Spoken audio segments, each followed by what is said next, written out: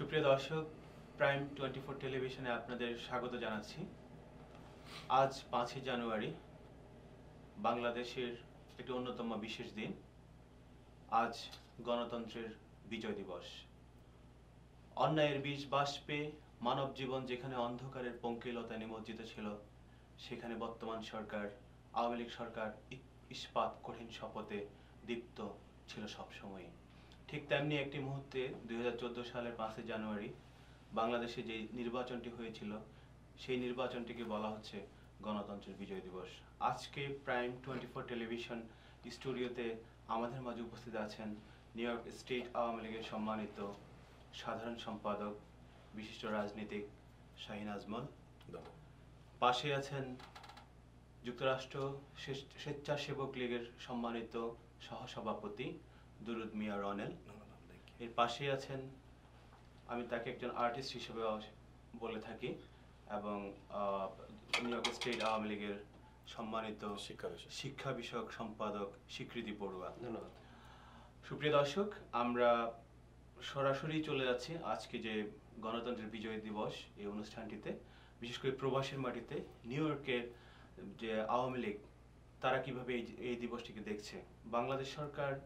বাংলাদেশের বর্তমান সরকার যেভাবে দেশকে উন্নয়ন ও অগ্রগতির মাধ্যমে একটি সমৃদ্ধশালী দেশে পরিণত করতে যাচ্ছে, ঠিক তেমনি একটি মুহূর্তে 2014 সালের 5 জানুয়ারি নির্বাচনে বিপদগামী একটি বিরোধী দল বাংলাদেশকে অগ্নিকাণ্ড, হত্যা,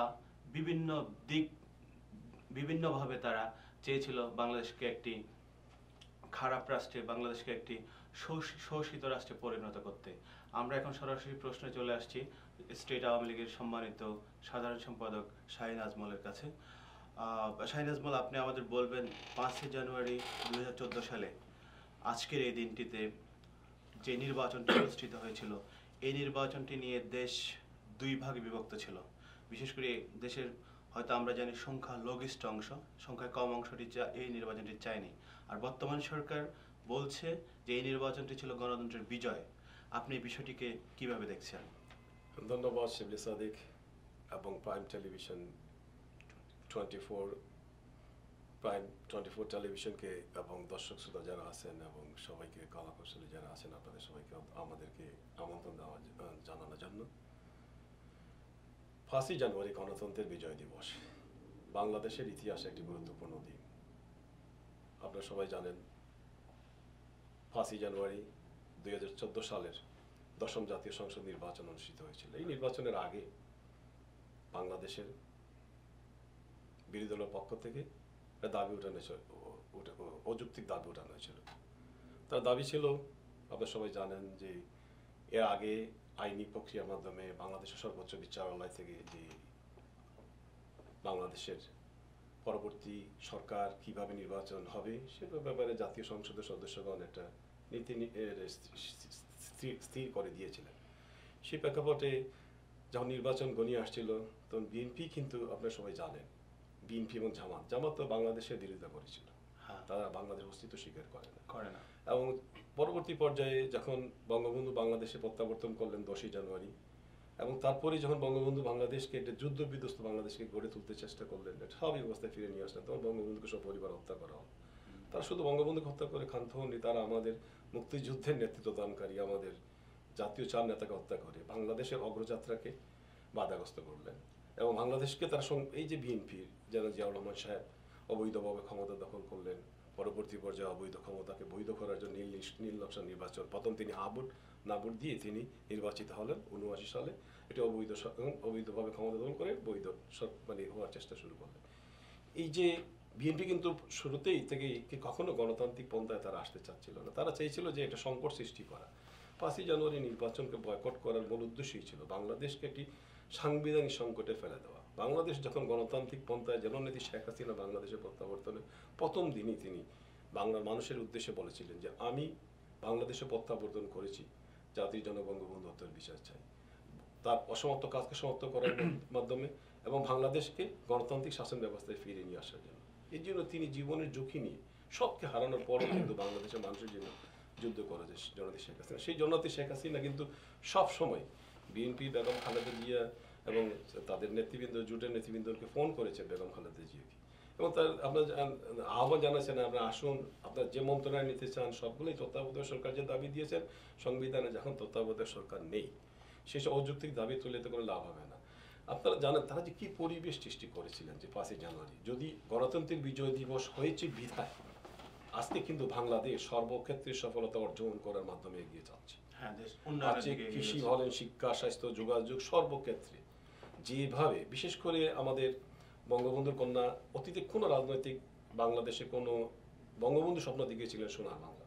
1971 সালে বাঙালি জাতিকে জাগিয়ে মহান মুক্তিযুদ্ধের চেতনা উজ্জীবিত করে বাংলাদেশ স্বাধীন করেছিলেন। আমাদের বঙ্গবন্ধুর সুযোগ্য কন্যা জননেত্রী শেখ হাসিনা বাংলাদেশের মানুষকে কিন্তু একটি ভিশন 2021 দেখিয়েছেন, এবং তিনি বলেছেন 2041 সালের মধ্যে বাংলাদেশকে আত্মমর্যাদাশীল জাতি হিসাবে রূপান্তরিত করতে চাচ্ছে। এই যে ভিশন, বাংলাদেশের কিন্তু জননেত্রী শেখ হাসিনা ছাড়া অতীতে অনেক রাষ্ট্রনায়ক এসেছেন বঙ্গবন্ধুর পরে, কিন্তু এইভাবে আমাদেরকে একটা দিক নির্দেশনা দেন নাই, একটা ভিশন দেন নাই। শেখ হাসিনা স্পষ্ট করে বলেছেন যে আমি এই প্রক্রিয়া নিয়ে যেতে চাই। আপনারা জানেন যে এই নির্বাচনকে বর্জন করতে গিয়ে আপনারা সবাই জানেন শত বাধা বিপত্তি আসেছিল, শত বাধা বিপত্তি, কি বলবো, দেশি বিদেশি চক্রের মাধ্যমে তারা এমন একটা পরিবেশ সৃষ্টি করেছিল। তারপরও বঙ্গবন্ধুর কন্যা জননেত্রী শেখ হাসিনার বলিষ্ঠ নেতৃত্বের কারণে কিন্তু তিনি তার লক্ষ্যস্থলে পৌঁছতে সক্ষম হয়েছেন, এবং এই বিজয়, গণতান্ত্রিক বিজয় হয়েছিল বিধায় এই যে 5ই জানুয়ারি যে নির্বাচন অনুষ্ঠিত হয়েছিল, কত কিছু হয়েছিল, বাধা বিপত্তি, হুমকি ধামকি, মানে অগ্নিসংযোগ, অবরোধ, পেট্রোল বোমা মেরে মানুষকে মারা, আইন শৃঙ্খলা রক্ষা বাহিনীর উপরে পুলিশের অস্ত্র ছিনিয়ে নেওয়া, এবং বাংলাদেশের বিভিন্ন অঞ্চলে বিভিন্ন শিক্ষা প্রতিষ্ঠানে, স্কুল বলেন, কলেজ, মাদ্রাসাগুলোতে নির্বাচনের দিন তারা কি করেছিলেন, স্কুল কলেজগুলোকে পুড়িয়ে, ভোট কেন্দ্রগুলোকে জ্বালিয়ে পুড়িয়েছে, একটা রাষ্ট্রকে অকার্যকর রাষ্ট্রকে পরিণত করার চেষ্টা করেছেন, অস্থিতিশীল করার চেষ্টা করছেন। কিন্তু দেখুন, জননেত্রী শেখ হাসিনার বলিষ্ঠ নেতৃত্বের কারণে বাংলাদেশের মানুষ কিন্তু শেখ হাসিনার প্রতি এত বেশি আস্থাশীল, মানুষ বঙ্গবন্ধুকে, বাংলার মানুষ কিন্তু 71 সালে মুক্তিযুদ্ধের চেতনায় মানুষ বঙ্গবন্ধুর নেতৃত্বে ঐক্যবদ্ধ হয়েছিল। পরবর্তী পর্যায়ে কোনো জাতি, বাঙালি জাতি কিন্তু জননেত্রী শেখ হাসিনার নেতৃত্বে ঐক্যবদ্ধ হয়ে আজকে বাংলাদেশকে এগিয়ে নিয়ে যাচ্ছে। আমরা যদি প্রবাস থেকে এটাই মনে করি, আমরা এখান থেকে প্রবাস থেকে এটিকে মনে করি, যদি প্রবাসীরা আজকে জননেত্রী শেখ হাসিনা গত জাতীয় সম্মেলনে যেটা তিনি স্লোগান দিয়েছিলেন, যে গত আওয়ামী লীগের 20তম জাতীয় সম্মেলনে যে জাতীয় স্লোগানটি ছিল এবারকার সম্মেলনে, যে উন্নয়নের মহাসড়কে এগিয়ে চলেছি ধরবার, এখন সময় বাংলাদেশের মাথা উঁচু করে দাঁড়াবে। আপনারা জানেন নারায়ণগঞ্জবাসী কিন্তু মাথা উঁচু করে দাঁড়িয়েছে এই যে আইবি ইলেকশনে, সিটি কর্পোরেশন নির্বাচন। এখন আমাদের বাংলাদেশের বাইরে বসবাসকারী সকল প্রবাসী ভাই বোনদেরকে দল মতের ঊর্ধ্বে উঠে মাথা উঁচু করে দাঁড়াতে হবে শেখ হাসিনাকে শক্তিশালী করার জন্য। আজকে 5ই জানুয়ারি বাংলাদেশ এই 5ই জানুয়ারি নির্বাচনে কিন্তু মাথা উঁচু করে দাঁড়িয়ে শেখ হাসিনা হাতকে শক্তিশালী করেছে বিদায় আজকে বাংলাদেশ আজ বিশ্বের দরবারে একটি আত্মমর্যাদাশীল জাতি হিসাবে এগিয়ে যাচ্ছে। ধন্যবাদ শাহিন আজমল। আমি আসছি, আমরা জানি প্রেসিডেন্ট আব্রাহাম লিঙ্কনের ভাষায় democracy of the people, by the people and for the people. আমি সরাসরি চলে আসছি গণতান্ত্রিক শাসন ব্যবস্থায় বাংলাদেশে যে গণতন্ত্র চর্চা চলছে। আমি শিক্ষা বিষয়ক সম্পাদক, state Awami League new York. স্বীকৃতি বড়ুয়া, আপনার কাছে জানতে চাই যে এই দিনটি নিয়ে 5ই জানুয়ারি নির্বাচনটিকে ঘিরে একটি দল, বাংলাদেশের অন্যতম বিরোধী দল বিএনপি, সবসময় বলে যাচ্ছে যে এটি গণতন্ত্র হত্যা দিবস। এই বিষয়টিকে আপনি কিভাবে দেখছেন? ধন্যবাদ শফি সাদেক, ধন্যবাদ প্রাইম 24 টেলিভিশনকে আজকের এই আলোচনাটা করার জন্য। দেখুন, বাংলাদেশে বিএনপি যেভাবে অবৈধভাবে জিয়া রহমানের হাত ধরে ক্ষমতায় এসেছিল, আজও বিএনপি সেই অবৈধ পন্থায় রয়ে গেছে। বিএনপি বাংলাদেশে কখনো গণতন্ত্র চায়নি, বর্তমানেও গণতন্ত্র চায় না। সেই বিএনপি মানুষকে পেট্রোল বোমা দিয়ে পুড়েছিল, এবং ছোট ছোট বাচ্চা থেকে শুরু করে মহিলা, সাধারণ মানুষ, গরিব মানুষ কেউ এই পেট্রোল বোমা থেকে রেহাই পায়নি। এটা কোনো দলের গণতন্ত্র হতে পারে না। এবং আরেকটি মুখ্য কারণ বিএনপি গণতন্ত্র চায় না, কারণ বিএনপি জানতো গণতন্ত্র যদি বাংলাদেশে থাকে তাইলে সে যুদ্ধাপরাধীদের বিচার হবে। সেই জন্যই বিএনপি কখনোই গণতন্ত্র চায়নি।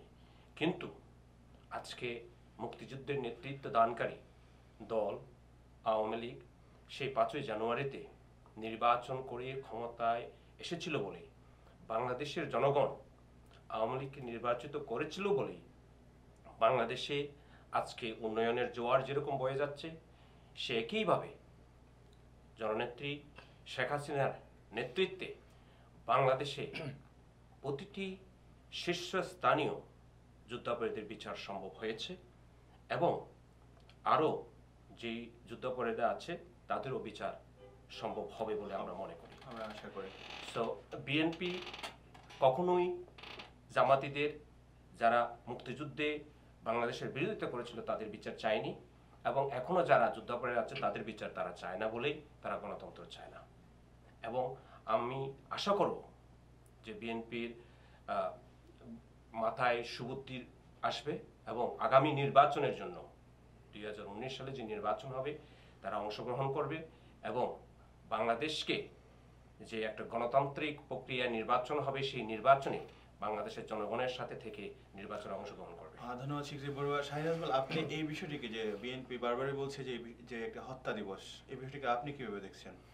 ধন্যবাদ। এটা আমি আসলে স্বীকৃতি বড়ুয়া এটা ক্লিয়ার করেছেন, কিন্তু আমি আরো স্পষ্ট করতে চাই যে আমাদের দেশের হত্যা ষড়যন্ত্রের রাজনীতি কিন্তু বিএনপির প্রতিষ্ঠাতা জিয়াউর রহমান সাহেব শুরু করেছেন এবং তারা সবসময় একটি ষড়যন্ত্রের মাধ্যমে ক্ষমতায় আসা যাওয়ার চেষ্টা করেন। এখন যে বর্তমান যে পরিস্থিতি, তারা কোনো অবস্থায় গণতান্ত্রিক পন্থে আসতে পারবেন না। বাংলাদেশের, আমি একটু আসতেছি আপনার মূল কথাটা দিই, 2008 সালের বাংলাদেশের ইতিহাসে একটি অবাধ সুষ্ঠু নিরপেক্ষ নির্বাচনের মাধ্যমে বাংলাদেশ আওয়ামী লীগ নিরপেক্ষ সংখ্যাগরিষ্ঠের মাধ্যমে ক্ষমতা এসেছিল। পরবর্তী পর্যায়ে যখন 2014 সালে যখন দ্বিতীয় সংসদ নির্বাচন, আবার পরবর্তী সংসদ নির্বাচন আসলো, তো তারা জানলো যে আওয়ামী লীগ যখন আবার নির্বাচনে আসবে তারা কোনো অবস্থাতেই আওয়ামী লীগকে ঠেকাতে পারবে না। কারণ গত 5 বছর আওয়ামী লীগ যেভাবে জননেত্রী শেখ হাসিনার নেতৃত্বে যে সফলতার মাধ্যমে অর্জন করেছে, আওয়ামী নির্বাচনে আসলে নিরপেক্ষ সংখ্যাগরিষ্ঠ পাবে, সেই জন্যই তারা মূলত নির্বাচনে আসেন নাই। গণতন্ত্রের এখন আমাদের দেশে একটা সংস্কৃতি আছে হত্যা ষড়যন্ত্র, এটা কিন্তু বিএনপির মাধ্যমে সৃষ্টি। এখন কিছু কিছু লোকে তাদের সমর্থন বাংলাদেশে আছে, সাংবাদিক বলেন, পাবলিকের মধ্যে জনসমর্থন তারা সৃষ্টি করতে চেষ্টা করে যে একটা সংকট তৈরি করতে হবে। সংকট তৈরি করলে তারা একটা ক্ষমতায় আসার জন্য, যদি সাংবিধানিক ধারাবাহিকতা বজায় না থাকতো, এটা উত্তর আগে, যদি সাংবিধানিক ধারা বজায় না থাকতো তাহলে কিন্তু এটা ওই অবৈধ পন্থায় তারা ক্ষমতায় আসার চেষ্টা করতো। তারা এটাই চাচ্ছে আগে যেভাবে এসেছিল। আর গণতন্ত্রের বিজয় অবশ্যই হয়েছে, কারণ বাংলাদেশের মানুষ কিন্তু জননেত্রী শেখ হাসিনাকে, আওয়ামী লীগকে কিন্তু আপনি গত সম্মেলনের মাধ্যমে প্রমাণ হয়েছে, জাতীয় সম্মেলন 20তম আওয়ামী লীগ সম্মেলনে সংখ্যাগরিষ্ঠ মানুষ। এবং আমাদের এই সংস্কৃতিকে বেরিয়ে আসতে হবে যে নির্বাচন বর্জন করে, এটা আমি প্রবাসীদের একজন প্রবাসী হিসাবে আমার বাংলাদেশের উদ্দেশ্যে আমরা এটাই বলতে পারি যে বর্জন পৃথিবীতে, এটা নির্বাচন বর্জন করে যে কখনো লাভ হবে না। এবং এখন যে সংবিধান আছে সেই সংবিধান মতে বাংলাদেশকে পরিচালিত করতে হবে এবং এটা আমাদের যারাই নীতি নির্ধারক আছেন সংবিধানের বাইরে গিয়ে কখনো সম্ভব না। এবং যে গণতন্ত্র, এই যে নির্বাচনে যে নির্বাচনটি অনুষ্ঠিত হয়েছিল 5ই জানুয়ারি, সেই নির্বাচনে কিন্তু যে 5ই জানুয়ারি নির্বাচনে তারা শতকরা মানুষ 40% মানুষ উপরে মানুষ নির্বাচনে ভোট কেন্দ্রে ভোটাধিকার প্রয়োগ করেছেন, শত বাধা বিপত্তি দিয়েছিলেন তারা, অনেক মানুষকে হুমকি ধামকি নির্দগ্ধ করা হয়েছিল, তারপরেও কিন্তু মানুষ ভোট দিয়েছে। শতকরা 40%-এর উপরে মানুষ ভোটাধিকার প্রয়োগ করে আওয়ামী লীগের মনোনীত প্রার্থী করেছেন। কিন্তু এখানে যে আওয়ামী লীগ এবং আওয়ামী লীগের নীতি নির্ধারক, তারা নির্বাচনের আগে আমাদের নেত্রী বা আওয়ামী লীগ বিশ্বাস করেছিল, আমরাও বিশ্বাস করেছিলাম প্রবাস থেকে, বিএনপি চূড়ান্ত পর্যায়ে যে সেই নির্বাচনে অংশগ্রহণ করবে। এবং সেই জন্যই কিন্তু আওয়ামী লীগের নীতি নির্ধারকরা কিন্তু তারা যে এই যে নির্বাচন বর্জন করে দেশকে ধ্বংস করার জন্য একটা ধারপান্তে নিয়ে গিয়ে চেষ্টা করেছিলেন, কিন্তু শেখ হাসিনা সেই সংকট থেকে বাংলাদেশকে পুরোপুরি উদ্ধার করেছেন সেই সংকট থেকে। ধন্যবাদ শাহিন আজমল। আমি আসছি যুক্তরাষ্ট্র স্বেচ্ছাসেবক লীগের সম্মানিত সহসভাপতি দুরুদ মিয়া রনেলের কাছে। আপনি কি মনে করেন 5ই জানুয়ারি যে নির্বাচনটি ছিল গণতন্ত্র রক্ষার্থে বা গণতন্ত্রের বিজয়ের জন্য, বিএনপি এই নির্বাচনে অংশগ্রহণ না করে কি ভুল করেছিল, না তাদের সেই সিদ্ধান্তটি সঠিক ছিল? ধন্যবাদ। প্রথমে আমি প্রাইম 24-কে, আমরা আসলে অনেকদিন পর একটা স্বাধীনতার পক্ষে একটা টিভি চ্যানেলে আমরা আসতে পেরেছি, যেটা আমাদের নিউ ইয়র্কে অনেকদিন অভাব আমরা পূরণ আজকে করতে পেরেছি। ধন্যবাদ ব্যক্তিগতভাবে এবং স্বেচ্ছাসেবকের পক্ষ থেকে। আর আজকে যে প্রশ্নটা আপনি আমার বিজয়ের কথা বলেছেন, যে বিজয়ের সাথে আমাদের পরিচয় করিয়ে দিয়েছেন সর্বকালের শ্রেষ্ঠ বাঙালি জাতির জনক বঙ্গবন্ধুকে আমি আজকে শ্রদ্ধার সাথে স্মরণ করছি। কারণ বিজয় 1971-এর 30 লক্ষ শহীদ, 2 লক্ষ মা বোনের জীবনের বিনিময়ে আমরা বিজয় পেয়েছিলাম। সেই বিজয়ের ধারাবাহিকতায় উনারই কন্যা জনতী শেখ হাসিনা আমাদেরকে 5ই জানুয়ারি গণতন্ত্রের বিজয় এনে দিয়েছিলেন। একটা কথা আসল বলতে হচ্ছে, 75 15ই আগস্ট বঙ্গবন্ধুকে হত্যা করে বাংলাদেশ স্বাধীনতাকে, বাংলাদেশের গণতন্ত্রকে চিরতরে যারা শেষ করতে চেয়েছিল, তারাই কিন্তু কন্টিনিউ কাজ করে যাচ্ছে এই স্বাধীনতার পক্ষের শক্তির বিপক্ষে। জনতী শেখ হাসিনা 5ই জানুয়ারিতে যে নির্বাচন করে শুধু গণতন্ত্র ফিরিয়ে আনেন নাই, যে জামাত এবং রাজাকারের যেটা অপশক্তি, আপনারা জানেন জাতির জনক বঙ্গবন্ধু 1971 সালে বাংলাদেশে আসার পর বলছিলেন, আমার হিন্দু, আমার মুসলিম, আমার খ্রিস্টান, আমার বৌদ্ধ, আমরা বাঙালি। এই যে একটা স্লোগান, ধর্ম নিরপেক্ষতা, সিঙ্কুলার ডেমোক্রেসি, সেটাকে চিরতরে উৎখাত করার যে প্রচেষ্টা 23টা বছর এই বিএনপি জামাত চালিয়ে গিয়েছিল, এবং সেটাকে আমরা নস্যাৎ করেছি 5ই জানুয়ারি নির্বাচনে। আপনারা জানেন মীর কাসেমের ফাঁসি হয়েছে, শাকা চৌধুরীর ফাঁসি হয়েছে, আপনারা জানেন আর অনেকের ফাঁসি হবে। এইটাকে বন্ধ রাখার জন্যই ঘটানো হয়েছিল 21শে আগস্ট। বারবার আপনি একটা কথা মনে রাখবেন, যার পরিবারে 7 বছরের ছেলেকে রক্ষা করে নাই, মেরে ফেলেছিল, কারণটা কি? কারণ জানে বাঘের ঘরে বাঘই জন্মায়। তাই আমার জনতী শেখ হাসিনা শক্ত হাতে সেই দিন 5ই জানুয়ারি নির্বাচনকে আমাদের আরেকটা বিজয়ের, 71-এর মতো বিজয়ের এনে দিয়েছিলেন।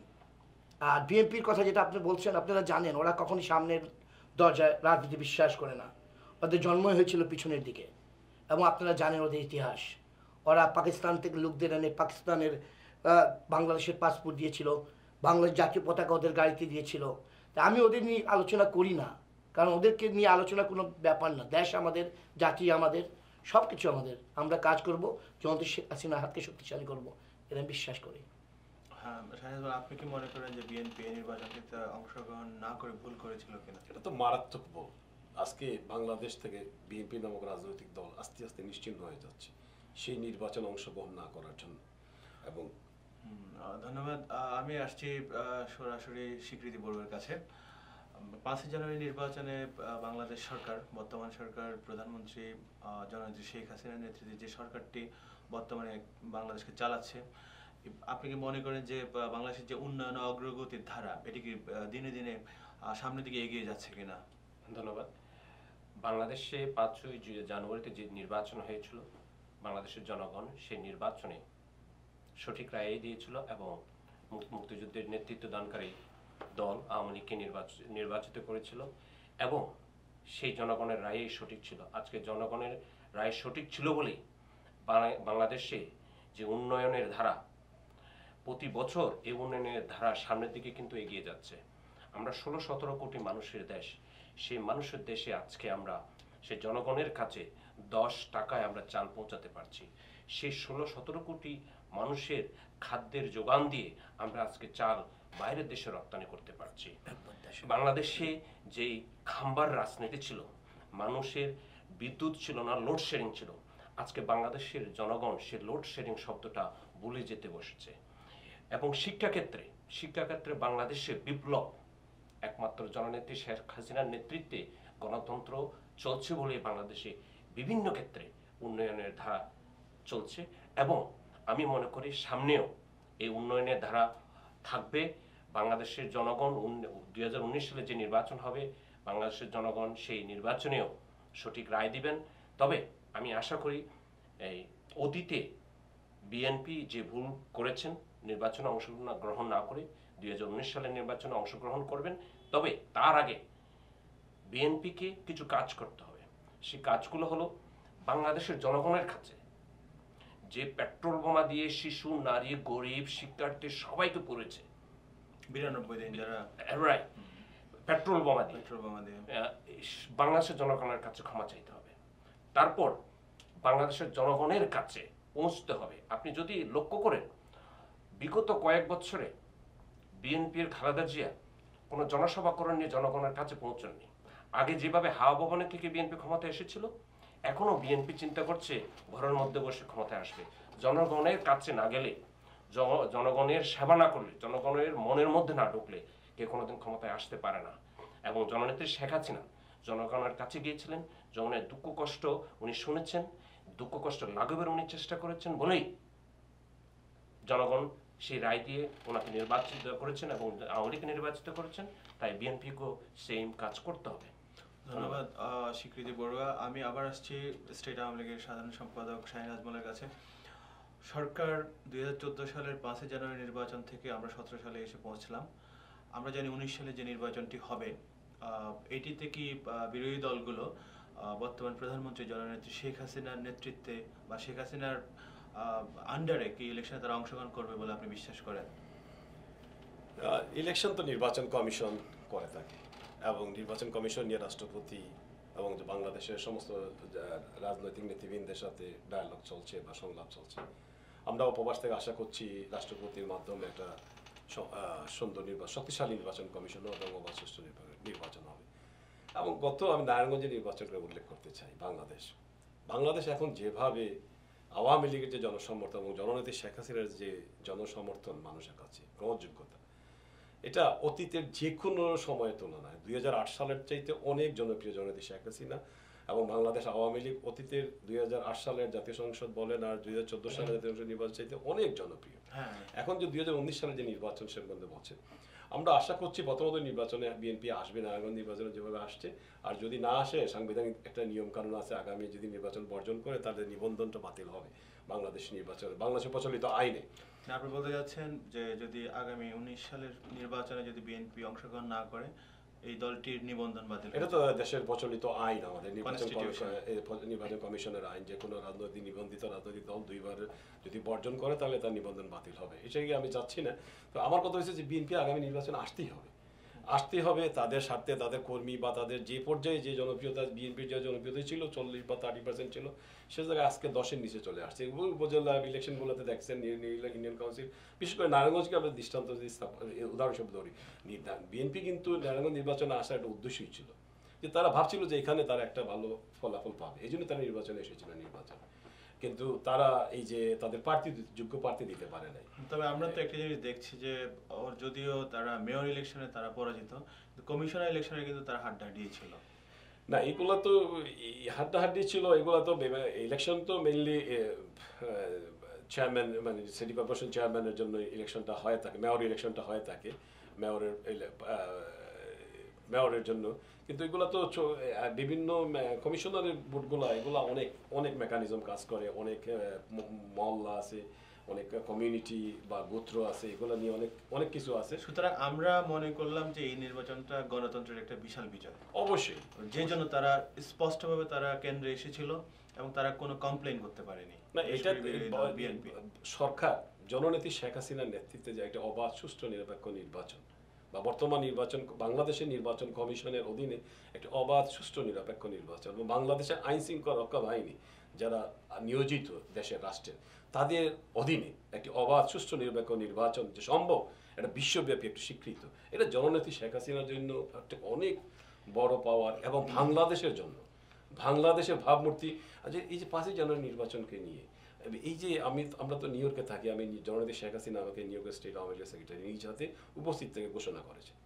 আমরা অন্তকে একজন কর্মী হিসাবে, আওয়ামী লীগ কর্মী হিসেবে ওয়াচ করি। এখানে যে বিএনপি এবং জামাতের লবিস্ট এখানে দেশে আসে, তারা নিয়োগ করে, তারা আওয়ামী লীগকে একটি জায়গায় সবচেয়ে বেশি 5 জানুয়ারি নির্বাচনকে নিয়ে তারা সবচেয়ে বেশি আঘাত করে।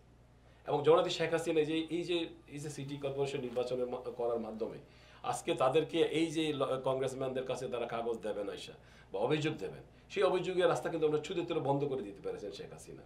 আমি আশা করছি যে এইবার যদি বিএনপি আসবে, অবশ্যই আসবে, জাতীয়বাদীও আসবে, সবাই আসবে, প্রতিযোগিতা নির্বাচন হবে 2000 নির্বাচনে।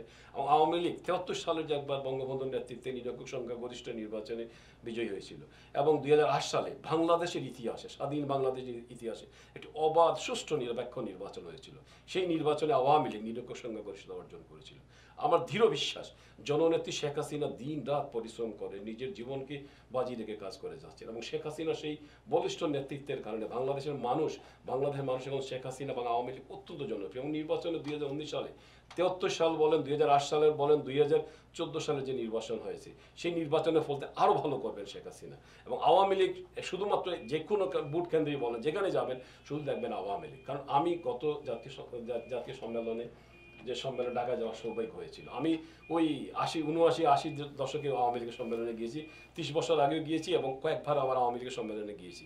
কিন্তু 2000 যে আওয়ামী লীগের যে জাতীয় সম্মেলন যে জাঁকজমকপূর্ণ ঢাকাতে অনুষ্ঠিত হয়ে গেল, এবং মানুষের যে সমর্থন, television, TV, electronic media, press media যেভাবে কাভারেজ দিয়েছে, বাংলাদেশের মানুষের জনসমর্থন এবং ঢাকাবাসী যেভাবে সমর্থন করেছে, বাংলাদেশের বিভিন্ন অঞ্চল থেকে যারা নেতৃবৃন্দরা ঢাকাতে যে উৎসব মুখর পরিবেশে সম্মেলনে যোগদান করেছে, আওয়ামী লীগ তার যে মানে এখন জনপ্রিয়তার শেষ চূড়ান্ত অবস্থানে বিরাজ করছে। এবং এই অবস্থায় যদি নির্বাচন হয়, বিএনপি তো দাঁড়াতেই পারবে না, অন্য পার্টিগুলো দাঁড়ানে যে নির্বাচন হবে সেটা জননেত্রী শেখ হাসিনা দীর্ঘ সংখ্যাগরিষ্ঠতা অর্জন করবে বলে আমাদের বিশ্বাস। ধন্যবাদ। আমি শেষ প্রশ্নে চলে আসছি। আমি যুক্তরাষ্ট্র স্বেচ্ছাসেবক লীগের সম্মানিত সহসভাপতি দরুদ মেহরানের কাছে জানতে চাইব যে 2014 সালের 5 জানুয়ারি যে নির্বাচন, ওই দিন ভোট কেন্দ্রগুলোকে যেভাবে বিরোধী দল পুড়িয়েছিল এবং টানা 92 দিন যেভাবে বাংলাদেশকে অকার্যকর করার জন্য এবং মানুষকে ট্রাক বাসে যেভাবে আগুন লাগে মানুষ হত্যা করেছিল, এই হত্যাকাণ্ডগুলোর কি সঠিক বিচার হচ্ছে বলে আপনি বিশ্বাস করেন? দেখেন, আপনি যে 1971-এর কথা মনে করেন, 1971-এর যে অগ্নিসংযোগ, গাড়ি চালানো, রেল লাইন উপড়ানো, মানুষকে হত্যা করা, আর এই যে 5-14 সালের অপরাধ পুরা মিল কিন্তু মানবতাবিরোধী অপরাধ। কেন মিল? সেই লোক, সেই প্রক্রিয়া, কিছু জেনারেশনটা চেঞ্জ হয়েছে, এক হলো। আপনি কি আশা করেন? একটু আগে আমার বড় ভাই বললো যে নির্বাচনে বিএনপি আসতে হবে। এখানে আমার একটু অমত আছে, কারণ এখানে আমরা নির্বাচনে তাকে নেব যে আমার স্বাধীন বাংলাকে, জয় বাংলাকে, স্বাধীনতাকে মেনে নিয়েছে। জামাত শিবিরকে প্রত্যাহার করতে হবে। জননেত্রী শেখ হাসিনাকে আপনি তো জানেন এই নিয়ে 22 বার হত্যা করার প্রচেষ্টা হয়েছে, হ্যাঁ। এবং 21শে আগস্ট যারা জননেত্রী শেখ হাসিনা হত্যা করার চেষ্টা করেছিল, আপনি জানেন আইবিউর রহমান সহ অনেক মৃত্যু, তাদের বিচার করতে হবে। এবং যারা নির্দোষ প্রমাণিত হবেন তারাই নিবন্ধন পাবেন এবং নির্বাচনে আসতে হবে। আর সর্বপ্রথম জাতির পিতা বঙ্গবন্ধুকে জাতির পিতা হিসাবে স্বীকৃতি দিতে হবে। আমি যদি জাতির পিতাকে স্বীকৃতি দেই না, আমি জাতীয় পতাকাকে স্বীকৃতি দিই না, বাংলাদেশকে স্বীকৃতি দিই না, আমি মনে করি না তাদের বিএনপি কেন কোনো সংগঠনই নির্বাচনে এই বাংলাদেশ সেই বাংলাদেশ যে বাংলাদেশ জাতির জন্য বঙ্গবন্ধু ছিলেন সোনার বাংলাদেশ। আমাদের নেতা ভবিষ্যৎ সোনার বাংলার আরেক রূপকার, ডিজিটাল বাংলার রূপকার সজীবাদের জয়। আমি শাহিন আজমের কাছে জানতে চাই, এই বিচারগুলো কি সুষ্ঠুভাবে সম্পন্ন হচ্ছে কিনা? বর্তমান সরকার বলেছিল বারবারই যে এগুলোর প্রধানমন্ত্রী জননেত্রী শেখ হাসিনা বারবারই বললেন যে এই বিচারগুলো সঠিক বিচার হবে। আপনি কি মনে করছেন যে এই বিচারগুলো সঠিকভাবে এগিয়ে যাচ্ছে? এগুলো তো সরকারের বা আইন শৃঙ্খলা রক্ষা বাহিনীর যারা ছিলেন তখন দায়িত্বে তাদেরই কাজ। এবং সরকার যখন জননেত্রী শেখ হাসিনা সরকার অবশ্যই যারা এই যে স্কুল, কলেজ, মাদ্রাসা, শিক্ষা প্রতিষ্ঠানে আগুন দিয়ে এগুলো ধ্বংস করেছিলেন, যারা পেট্রোল বোমা মেরে নিরীহ মানুষকে অগ্নিদগ্ধ করেছিলেন, হত্যা করেছিলেন। এবং আমরা জানেন যে এই যে 5 জানুয়ারি নির্বাচনকে প্রতিহত করতে গিয়ে আওয়ামী লীগের, ছাত্রলীগ, যুবলীগের শত শত মানুষকে হত্যা করা হয়েছে, আহত করা হয়েছে, বিশেষ অনেক মানুষকে অগ্নিদগ্ধ করা হয়েছে। আমি এখানে উল্লেখ করতে চাই আমাদের ছাত্রলীগের সাতক্ষীরা ছাত্রলীগের সভাপতি, সে যুবলীগের সভাপতি ছিলেন, তিনি সাতক্ষীরা সরকারি কলেজের প্রভাষক মামুন, ওনাকে যারা যেভাবে তারা হত্যা করেছে, যে দৃশ্যটা, মানে সে একজন প্রভাষক, সেই এলাকাতে থেকে যুব ছাত্র রাজনীতি করেছেন, যুব নেতা ছিলেন এবং পরবর্তী প্রভাষকও ছিলেন। এই যে তাদের যে তাণ্ডব, এই জিনিসগুলোকে অবশ্যই বিচারাধীন ব্যবস্থায় বিচার করতেই হবে। এবং আমি একটা কথা, এটা যে দৃশ্যগুলো আমরা হয়তো আজকে 3 বছর হয়ে গেছে, অনেকে ভুলে গেছেন যে জননেত্রী শেখ হাসিনা কিন্তু একটু আপনার সাথে করি যে মানুষ ভুলে নাই। আপনি একটা জিনিস খেয়াল করবেন, হত্যাকাণ্ডগুলো 92 দিনে যেভাবে সংঘটিত হয়েছিল, মানুষ কিন্তু তাদেরকে অ্যাভয়েড করেছে। গত 3 বছর কিন্তু বিএনপি কোনো আন্দোলন করতে পারেনি। এটা কিন্তু একটা মেসেজ যে জনগণ তাদের সাথে যায়নি। হ্যাঁ, আসলে দেখেন, এই যে হত্যা ষড়যন্ত্রের মাধ্যমেই তাদের বিএনপি রাজনীতি শুরু। জিয়া রহমান সাহেব শুরু করেছিলেন, তারাই এখনো এই মুহূর্তে তারা জনগণের ভোটের মাধ্যমে বিএনপি কখনো কোনো দিনই আগামীতে ক্ষমতায় আসতে পারবে না।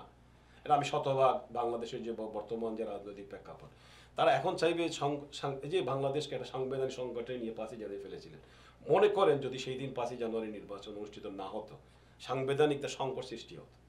এই যখন সাংবিধানিক সংকট সৃষ্টি হবে, তখনই এই যে অবৈধভাবে ক্ষমতা দখলের একটা প্রক্রিয়া শুরু হয়। এটা আমাদের অতীত ইতিহাস দেখেছি। এই যে তারা সবসময় চাইবে, তারা এখন আর গ্রামে গঞ্জে বিএনপিকে সংগঠিত করে এবং জনমত তৈরি করে ক্ষমতা যাওয়ার এই প্রক্রিয়া তারা এখন নেই। তারা এখন বাংলাদেশে তারা সব বিএনপি এবং জামাত, তারা বাংলাদেশের এখন সেই প্রেক্ষাপট ছেড়ে দিয়ে এখন বিরাজ করছে বহির্বিশ্বে। বিভিন্ন দূতাবাসে গিয়ে ধর্ণা দিচ্ছেন এবং বিশেষ করে লন্ডন, আমেরিকা এবং নিউ ইয়র্কে, বিশেষ করে নিউ ইয়র্কে বসে তারা আমাদের এই জননেত্রী শেখ হাসিনা সরকারকে বাধাগ্রস্ত করার জন্য লবিস্ট নিয়োগ করে বিভিন্ন ধরনের অপপ্রচার, মিথ্যা, এই যে কংগ্রেসম্যানদের জালিয়াতি, সিগন্যালের জালিয়াতি, আজকে বিশ্বব্যাংকের মতো একটা পদ্মা সেতু নিয়ে তারা লবিস্ট নিয়োগ করে আমাদের বিরুদ্ধে মিথ্যা একটা অভিযোগ দিলেন। আমরা যুক্তরাষ্ট্র আওয়ামী লীগ এর নেতৃত্বে কিন্তু বিশ্বব্যাংকের সামনে আমরা নিজে গিয়েছি, আমরা প্রতিবাদ করেছি। আমাদের অত্যন্ত ব্যস্ততম, আমরা সবাই কাজ ফেলে সরকারি বিভিন্ন সিটি কর্পোরেশনের কাজ করেন এখানকার সবাই, একদিন উইকডেতে আমরা গিয়ে বিশ্বব্যাংকের সামনে আমাদের সমস্ত শক্তি নিয়োগ করে গিয়ে বিশ্বব্যাংকের সামনে আমরা প্রতিবাদ করাই কিন্তু বিশ্বব্যাংকের আমরা তারা প্রতিবাদ করে কিন্তু তারা আমাদের কাছে ক্ষমা চেয়েছে। এই যে বিএনপি কিন্তু এখন আর এই নির্বাচনের প্রক্রিয়া আগাইতে পারবে না। এখন তারা ষড়যন্ত্র করছে, তারা এই যে লবিস্ট নিয়োগ করে বা দূতাবাসরা বসায় দেবেন। এই যে 5ই জানুয়ারির আগে তারা দেশি এবং বিদেশি চক্র একটা বাংলাদেশকে, এখানে বলা উচিত, একটি বিভিন্ন দূতাবাসের দূতগণও কিন্তু তাদের পক্ষেও তারা নিয়ে গিয়েছিলেন। এবং আপনারা যদি লক্ষ্য করেন যে আজকে আমাদের ক্রিকেট টিমে কোনো দেশ ক্রিকেট টিম পাঠাচ্ছে না, এটা কিন্তু বিএনপির জন্য। আচ্ছা, পদ্মা সেতু কি জন্য এটা কি জন্য বাতিল হয়েছিল? এটা ওই যে তারা লবিস্ট নিয়োগ করে এটা করা হয়েছিল। বাংলাদেশের অগ্রযাত্রাকে আমাদের আমেরিকা যাতে আমাদেরকে ব্যবসায়িক সুযোগ সুবিধা দেন, সুযোগ থেকে বঞ্চিত করার জন্য বেগম খালেদা জিয়া চিঠি লিখে দেন আমেরিকার কাছে, দেশের বিরুদ্ধে তারা অবস্থান নিচ্ছেন। তো যতই ষড়যন্ত্র করছে, অনেক ষড়যন্ত্র হয়েছে, সকল ষড়যন্ত্রকে ডিঙ্গায় কিন্তু আওয়ামী লীগ এগিয়ে যাচ্ছে এবং শেখ হাসিনার নেতৃত্বে বাংলাদেশ মহান মুক্তিযুদ্ধের চেতনা এগিয়ে যাচ্ছে। কোনো শক্তিই নাই। 71-এ যেভাবে পাকিস্তানের মতো সেনাবাহিনীর আমরা পরাজিত করতে পেরেছি, আর এই একই শেখ হাসিনার নেতৃত্বে যতই চক্রান্ত হোক, আজকে বিভিন্ন ধরনের আপনার বিশেষ করে আমেরিকাতে এসে, তারা যুক্তরাজ্যে এসে এবং কানাডাতে গিয়ে এবং অস্ট্রেলিয়াতে গিয়ে তারা ধর্ণা দিচ্ছেন যে আমাদের এই জননেত্রী শেখ হাসিনা সরকারকে বাধাগ্রস্ত করার জন্য। এবং শেখ হাসিনা কূটনৈতিকভাবে এইভাবে যে জাপান সফরের ফলে যে ব্রিটিশ, কানাডা, আমেরিকা প্রেসিডেন্টের সাথে যে জাপান সফরের পরে যে কূটনৈতিক বিজয় ঘটিয়েছিলেন, এরপর থেকে যে শেখ হাসিনা যে এগিয়ে যাচ্ছেন, গত জাতিসংঘ সাধারণ পরিষদ অধিবেশনে এসে জননেত্রী শেখ হাসিনা যে সম্মান পেয়ে গেলেন, এটা বাংলাদেশের জন্য এবং একটা দক্ষিণ এশিয়ার জন্য একটা গৌরব উজ্জ্বল। এবং শেখ হাসিনা এখন বাংলাদেশের নেত্রী নন, তিনি এখন বিশ্ব নেত্রী, তিনি একজন রোল মডেল। তিনি কিভাবে একটা মধ্যমায়ের দেশ বা অন্য গরিব নিম্নায়ের দেশ কিভাবে একটা মধ্যমায়ের দেশে নিয়ে যাওয়া যায়। যখন পৃথিবীতে ব্যাপী অর্থনৈতিক সংকট বিরাজ করছে, সেই সংকটকে বিভিন্ন দেশ যখন শক্তিশালী দেশ আগাতে পারতেছে না, তখন একটি গরিব দেশকে কিভাবে একটা মধ্যমায়ের দেশে নিয়ে যেতে পারেন এবং মধ্যমায়ের দেশ থেকে উন্নত দেশে নেওয়ার যে স্বপ্ন দেখাচ্ছেন, এই জন্য শেখ হাসিনা একটা মডেল, বিশ্বের একটা মডেল। এবং কোনো শক্তিই নেই যে আজকে শেখ হাসিনা বাংলাদেশের নেত্রী এখন নয়, বাংলাদেশের কোনো শক্তি নেই শেখ হাসিনাকে থামিয়ে রাখার। এবং বাংলাদেশ যেখানে এগিয়ে যাচ্ছে সেই অগ্রযাত্রা অব্যাহত থাকবে ইনশাআল্লাহ। ধন্যবাদ আজকের অনুষ্ঠানে সম্মানিত অতিথিবৃন্দ, আপনাদেরকে প্রাইম 24 টেলিভিশন থেকে আবার ধন্যবাদ জানাচ্ছি। আজকে যে একটি সুন্দর দিন, 5ই জানুয়ারি গণতন্ত্রের একটি বিজয় দিবস, আমরাও চাই এই বিজয়ের মাধ্যমে দেশ যেভাবে 3 বছর উন্নয়ন অগ্রগতির ধারা এগিয়ে যাচ্ছে, এই প্রধানমন্ত্রী জননেত্রী শেখ হাসিনার নেতৃত্বে 2019 সালেও বর্তমান বিরোধী দলগুলো সঠিকভাবে নির্বাচনগুলোতে অংশগ্রহণ করে দেশকে সুখী, সমৃদ্ধ, উন্নত দেশ হিসেবে সামনের দিকে এগিয়ে নিয়ে যাবেন। আজকের অনুষ্ঠানে আসার জন্য আপনাদেরকে আবার ধন্যবাদ জানাচ্ছি। বলতে চাচ্ছিলাম যে যারা 5ই জানুয়ারি নির্বাচনকে অনুষ্ঠিত করার জন্য যারা আত্মাহুতি দিয়েছিলেন, যারা তাদের শেষ করতেছে তো আমরা চাই একটা উন্নয়ন অগ্রগতি হোক। আর আপনারা প্রাইম 24 টেলিভিশনকে ধন্যবাদ জানিয়ে কিছু বলেন, একজন বলে জানো সবাই। আচ্ছা, প্রাইম টেলিভিশন এই ধরনের একটা অনুষ্ঠান 5ই জানুয়ারি এই যে নিয়ে গণতন্ত্রের বিজয় দিবস উপলক্ষে যে অনুষ্ঠান করার জন্য অসংখ্য ধন্যবাদ জানাই। কারণ প্রবাসীরা মধ্যে মিশ্র প্রতিক্রিয়া আছে যে আমাদের অনেক বাংলাদেশের অনেক নিউজ এখানে আসে না। এই যে তারা সেদিন অবৈধভাবে ক্ষমতা দখল করার যে একটা বাংলাদেশকে একটা সাংবিধানিক সংকটে ফেলার জন্য 5ই জানুয়ারি নির্বাচনকে তারা সেদিন বয়কট করেছিলেন, এবং বয়কট করার মাধ্যমে শুধু তারা নির্বাচন অংশগ্রহণ না করে বাংলাদেশকে একটি মহাসংকটের দ্বারপ্রান্তে নিয়ে গিয়েছিলেন, এবং বঙ্গবন্ধুর কন্যা জননেত্রী শেখ হাসিনা সেই মহাসংকটের হাত থেকে দেশকে রক্ষা করেছিলেন এবং গণতন্ত্রকে প্রাতিষ্ঠানিক রূপ দিয়েছিলেন। এবং জন্য আমি প্রাইম টেলিভিশন 24কে অসংখ্য ধন্যবাদ জানাই, প্রাইম 24 টেলিভিশনকে অসংখ্য ধন্যবাদ জানাই, এবং আপনাদের কলাকৌশলী যারা আমাদেরকে সুযোগ দেওয়ার জন্য। এবং আমি 5ই জানুয়ারি নির্বাচন অনুষ্ঠিত হয়েছিল বিদায় আজকে বাংলাদেশ সর্বক্ষেত্রে সফলতা অর্জন করার মাধ্যমে এগিয়ে যাচ্ছে, এবং এগিয়ে যাওয়ার লক্ষ্যে যারা যারা সেদিন যেই 5ই জানুয়ারি নির্বাচনকে প্রতিষ্ঠিত করার জন্য গণতন্ত্রের বিজয়ের জন্য যারা আত্মাহুতি দিয়েছেন, যারা শহীদ হয়েছেন তাদের মাফরাত কামনা করছি, যারা আহত হয়েছেন, যেসব স্বজন যারা আত্মীয় স্বজন হারিয়েছেন তাদের প্রতি গভীর সমবেদনা জানিয়ে আমি আপনাদেরকে আবারও ধন্যবাদ জানিয়ে প্রাইম টেলিভিশনকে অসংখ্য ধন্যবাদ জানিয়ে আমি শেষ করছি। ধন্যবাদ। ধন্যবাদ প্রাইম 24। আসলে আমি একটা ছোট্ট কথাই বলে আমার শেষ করব। আমি আশা করি প্রাইম 24 আমাদের নতুন প্রজন্মকে স্বাধীনতার ইতিহাস তুলে ধরবে। আমরা এমন একটা চ্যানেল হিসাবে প্রাইম 24কে দেখবো এই নিউ ইয়র্কের মাটিতে, যেটা খুব বেশি প্রয়োজন। আমাদের ভবিষ্যৎদেরকে স্বাধীনতা, জাতির জনক, ইতিহাসকে তুলে ধরবে, মুক্তিযোদ্ধা চেতনাকে ধারণ করবে, এই আশা ব্যক্ত রেখে আবারও আপনাদের সবাইকে ধন্যবাদ এবং দর্শকের ধন্যবাদ দিয়ে আমার সংক্ষিপ্ত এখানে শেষ করছি। জয় বাংলা। ধন্যবাদ প্রাইম 24 টেলিভিশন এবং আজকের হোস্ট জনাব শিবলি সাদেক আপনাকে।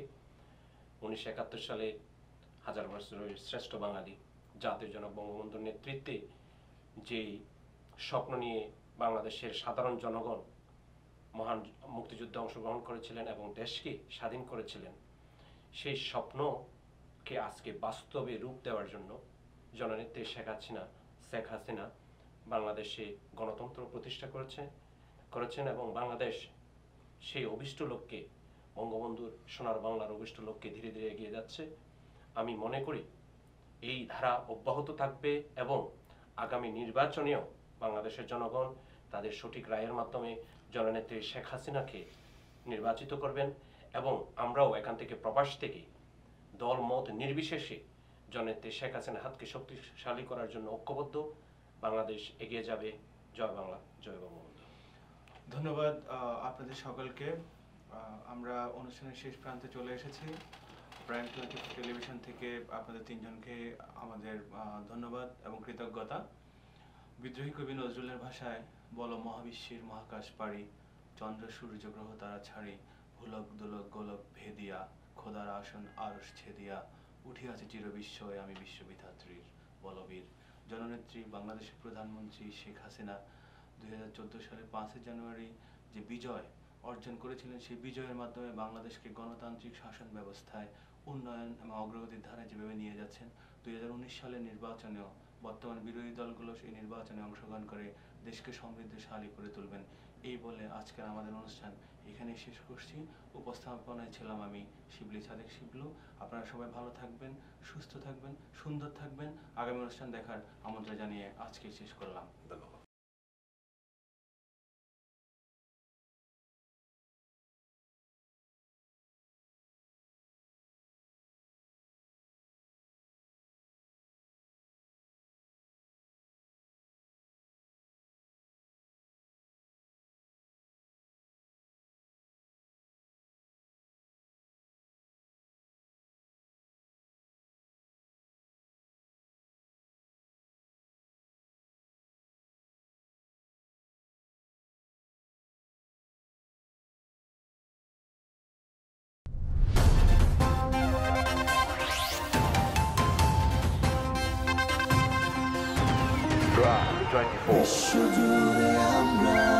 বিশ্বজুড়ে আমরা